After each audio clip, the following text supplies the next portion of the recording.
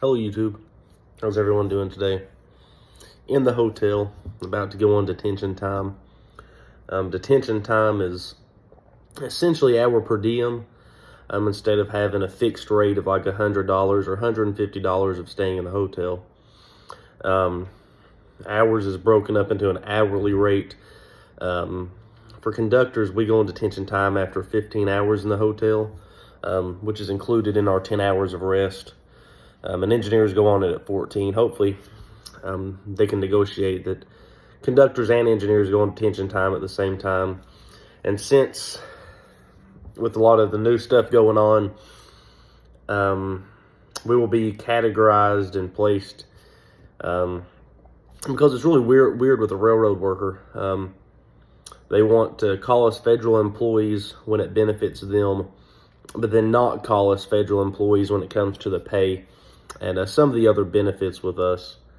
So hopefully our meals will be raised up to $60. That'd be really nice. Right now, meals are $14 for like 10 hours in the hotel, and like if you're on the hotel 12 hours, then it qualifies for another $14, which is $28. But it'd be really nice to have 60 tax-free dollars just for sitting here, which a lot of guys spend, a lot more than $28 on food and other things.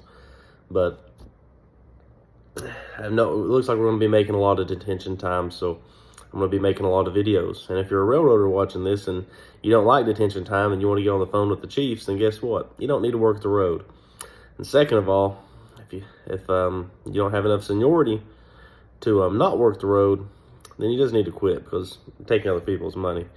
But this is going to be just a little video of these Frank's Type 2 Highlanders. Black smooth top, black rough out bottom, black dressing, the Vibram 100 lug, white X sole.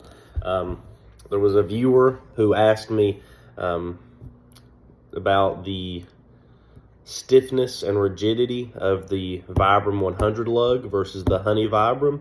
And then he, or I assume it's a man, he or she asked me about the White X, and I don't have any experience with the White X up until now.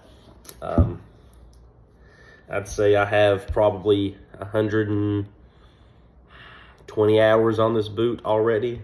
I got it and I broke it in for a couple days, and then I went straight to work with it. Straight to work. I brought my pair of Patriots with me to work in case I needed to swap them out. And I got a little bit of rubbing, a couple hot spots, but I was towards the end of my shift working in the yard, so it's no issue there. These are steel toed. I know that steel toe can be a hard, I don't want to say soft, because steel toes aren't soft. It can be a hard subject because they have to be, you can't just throw a piece of steel in any steel toe boot and call it a steel toe boot.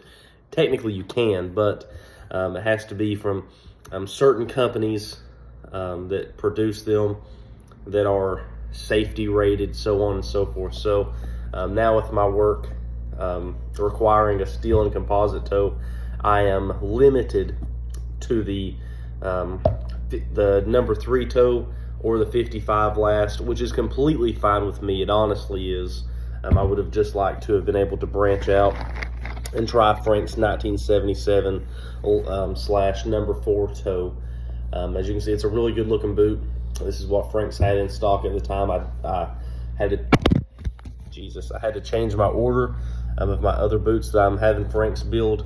Had to change from a number 4 toe, 1977 last, to a number 3 toe, 55 last, with a composite toe. I'm kind of waiting till I get that composite toe boot in to see if I like the looks of the composite toe better, or if it's roughly the same. It depends. And I was talking with Frank's, and they said, usually I have a pretty common boot size. I have a 9.5 double E.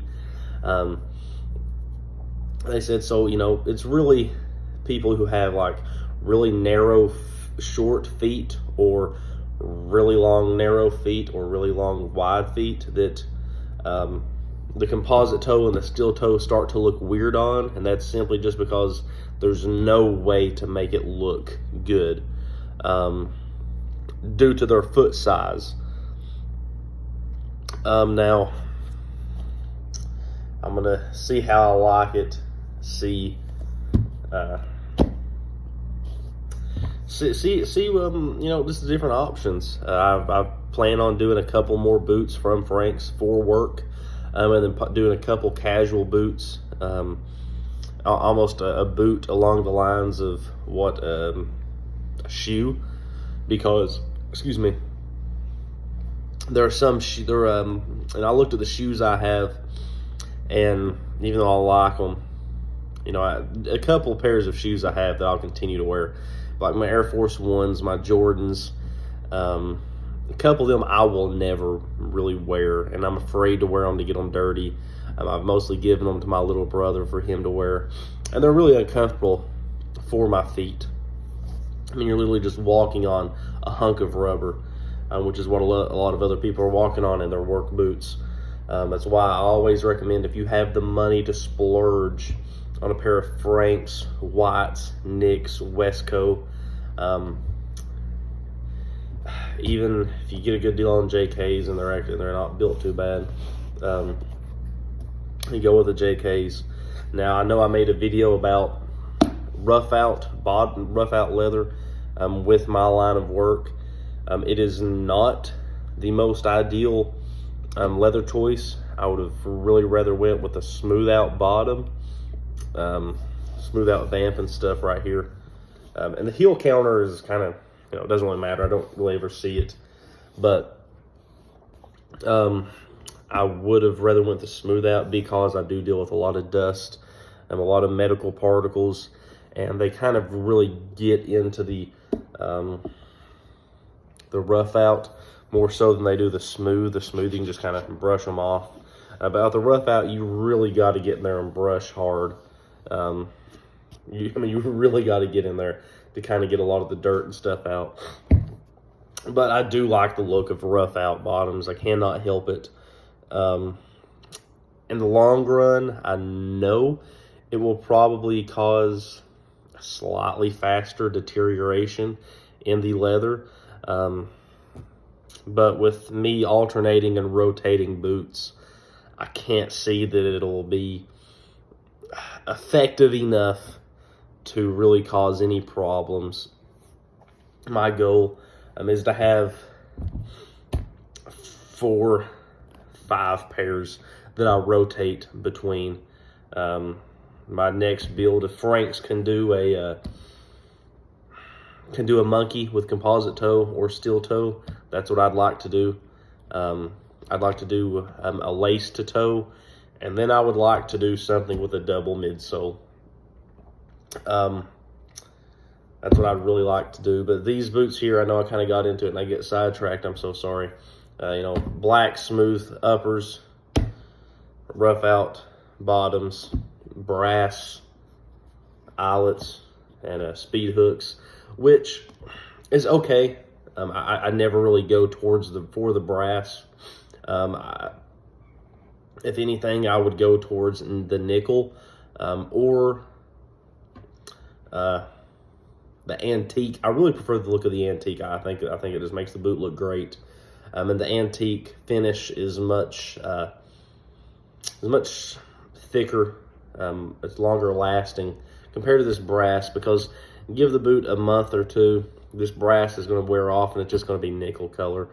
So that's where I'm at with that.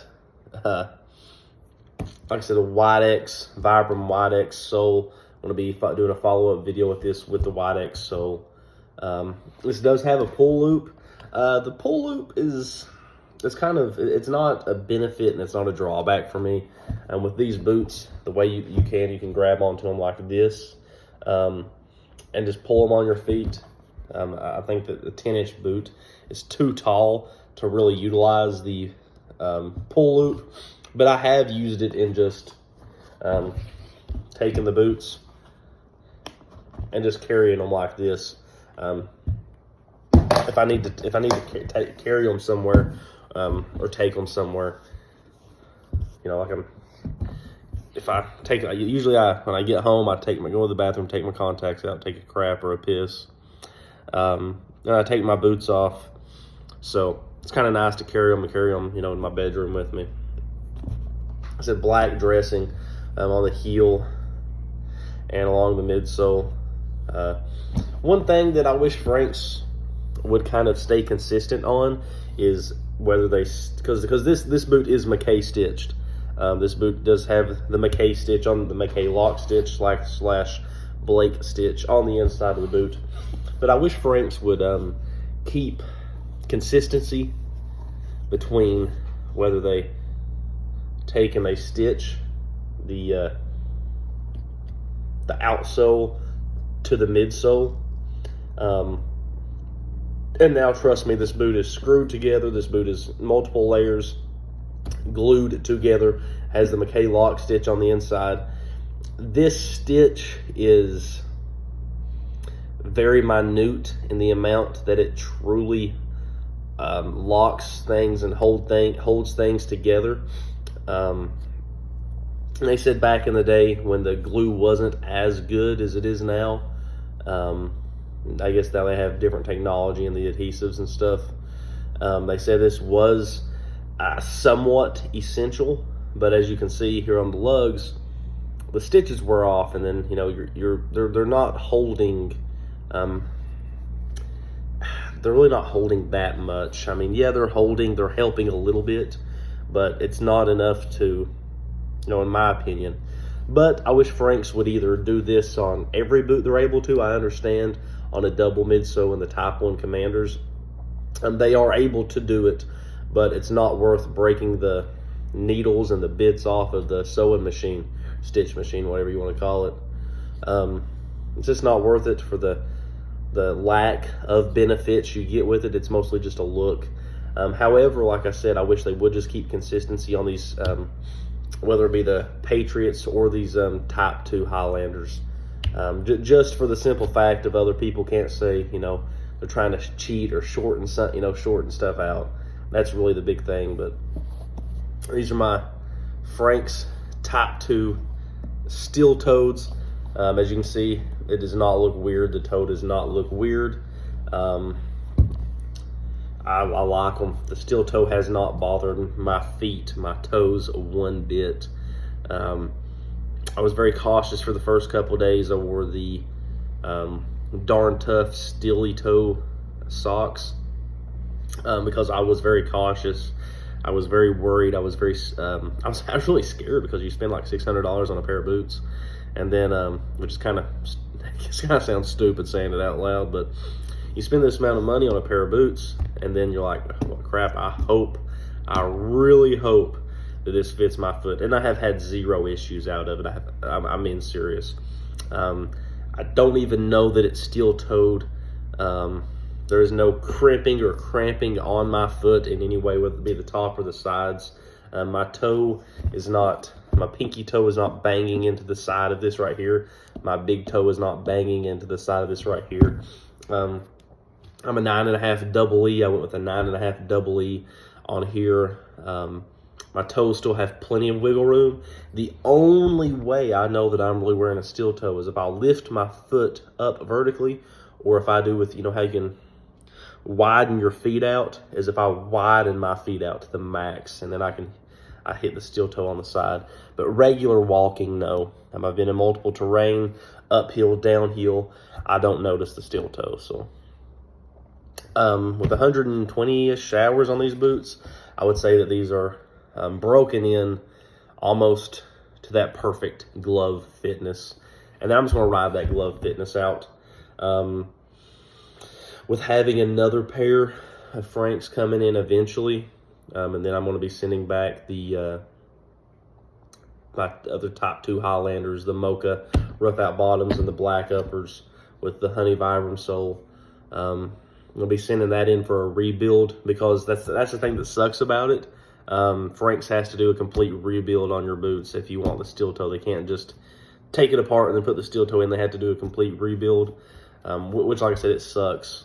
It really does. But the good thing is you get a whole new lower boot, a new outsole, new midsole, new insole, everything. It'll be pretty nice. I can actually kind of, I think, go over that boot and fix some of the mistakes that I made with it, because that was kind of my first real rough out. I had the JKs, but I wish I would have kind of done things differently with that boot. I did condition them once, and they got really dark. I done everything I could so they would not turn black. That's the thing with Mocha. Is like if you do a Hubert's, which I didn't do a Hubert's shoe grease, but if you've done like a Hubert's shoe grease on Mocha 2 or 3 times, you're turning them black. It's the same thing with that blood core leather, and I know I'm getting off on another rant, so sorry. Same thing with that blood core leather, like that Rose Anvil. I recently found out his name is Weston. Like with what Weston is doing, there's been several people who truly have used those, blood core whites, and I know we have like another whites boot coming out, a JK boot's coming out, that blood core, and a NYX blood core coming out. Don't even get me started on the Shillery. But a lot of people are finding that if they're using any type of conditioner, that's the seat. If they're using any type of conditioner, any type of wax, any type of protectant, any type of Obenoff's LP, Obenoff's oil, if they're even if they're using some Saphir products, which really high quality products, the blood core is just turning black, and the boot, they advertise the boot. The more you wear it, you can see the blood core. It's going to age beautifully. Yeah, and it's turning them black. It's just turning the whole boot black. You might as well have just bought a black smoke jumper and not worried about it. But it is what it is. I've thought about doing a blood core boot myself, but then when I found that out, I was like, and then it gets to a point where you have to condition your boots. I understand that some people like Weston / Rose Anvil, he will never truly put those boots through a tough work day. When he showed the after effects of his boots being broken into, those were really exaggerated things that he has probably done to those boots himself to show people what the boots can look like. But it just is what it is. The same thing with the Karl Morawski boots. I don't know if anyone's gotten them yet, but I'm pretty sure the same thing is going to happen. It's you rough it up, and then parts of it turns brown. It looks like it's really wore, and so on and so forth. They're probably just going to turn them black. It's going to be such a dark color brown after you condition them that you're not even going to. You might as well just have bought a black boot. Now, don't get me wrong. The way that same thing with the whites. Those blood core boots at first, I think they're a really good looking boot. Same thing with Karl Morawski's boot. I think it's a really good looking boot, but it's not worth the price tag, in my opinion. And if you want a whites boot, go buy a whites boot. I'm not advocating for Frank's. I'm not sponsored. Well, I am kind of advocating for Frank's, but I'm not sponsored by Frank's by any means. But Frank's isn't going to sell you gimmicks. Have you noticed Frank's only has couple collaborations with small business owners, so it is what it is. Hope everyone has a good one, and stay tuned for the next video about the Frank's White XO.